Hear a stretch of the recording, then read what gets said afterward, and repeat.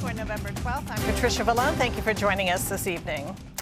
A major development tonight in that stabbing incident at a Popeyes fast food restaurant. Our Keisha Butts is standing by at police headquarters with the story. Police identified the suspect in a fatal stabbing outside a Popeyes in Oxon Hill. He's 30-year-old Rico McLean of District Heights. Now police need your help finding him. He's charged with first and second-degree murder. According to police, the suspect stabbed 28-year-old Kevin Davis outside the restaurant after the two got in an argument earlier last week. We know Mr. McLean has former addresses in Washington, D.C. and here in Prince George's County, Maryland.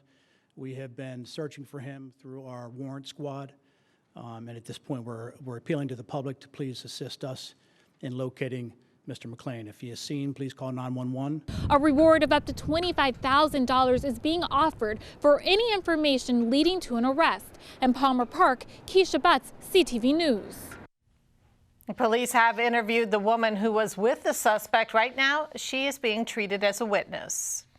Well, they are known for hate speech, picketing veterans' funerals, and speaking out against the LGBT community. Today, they were at a school in Temple Hills. Members of the Westboro Baptist Church were protesting outside of the Maya Angelou French Immersion School as parents were dropping off their kids. They held signs that said, "Repent or perish," and "Go and sin no more." The Westboro Baptist Church says it's protesting what's being taught at numerous schools in the country. In the schools now, the focus is no longer on reading, writing, and arithmetic, and on skills to get you through life. It's on proud sin. They're going to school here and they get taught things by their teacher, but most times they won't give any standard of God. If you want to protest, if you want to get a message across, I believe the best way is let's sit down at the table and let's talk about our differences. And the group also went to Potomac High School earlier this morning. The Supreme Court heard arguments today on the controversial DACA program. DACA, the Deferred Action for Childhood Arrivals, was started by President Obama in 2012. But the Trump administration has been trying to end it for more than 2 years. The fate of nearly 700,000 dreamers brought to the United States as children hangs in the balance. A Supreme Court decision on the issue is expected by June. The High Court today deals a blow to the gun industry in the Sandy Hook school shooting case. Justices refused to hear an appeal filed by the Remington Arms Company. The decision means families of the Sandy Hook mass shooting can continue their lawsuit against Remington. The company makes the AR-15 rifle, which was used in the 2012 incident. Well, all eyes will be on Capitol Hill tomorrow as the first televised public hearing in the impeachment inquiry of the president gets underway. The House Intelligence Committee will hear testimony from a number of diplomats and career government officials. That begins at 10 a.m. Trump is accused of withholding congressionally approved money from Ukraine while he pressured its president to investigate Hunter Biden, the son of former Vice President Joe Biden. Members of the hometown football team, along with hundreds of volunteers, huddled at FedEx Field for an annual day of charity. Byron Scott has the story.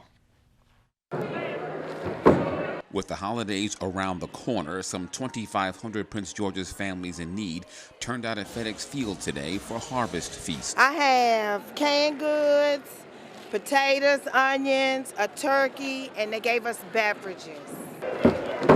I got beverages, potatoes, canned goods. The 17th annual event was sponsored by the Burgundy and Gold's Charitable Foundation. Oh, it's great, man. It's just a service to the people.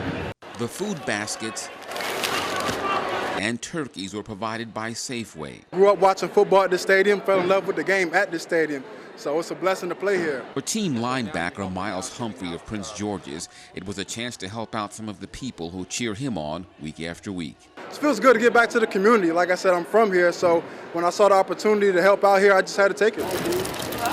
And so you're handing out turkeys today? Absolutely. How many have you handed out? So far, about 350 myself. For volunteer Kerry Burks, being here today was imperative. I just want to say that everybody, no matter who you are, should take time out to give, because we all started somewhere. So no matter if you're at home, if you got a job making minimum wage, there's somebody less fortunate that's not making minimum wage. So if each one give one, everybody will have. This year, volunteers will give away 90,000 pounds of packaged food and fresh produce, along with 30,000 pounds of poultry. Anything else that you care to say? Thank you, and thank you. In Landover, Byron Scott, CTV News. And since its inception, Harvest Feast has given away more than 2 million pounds of food.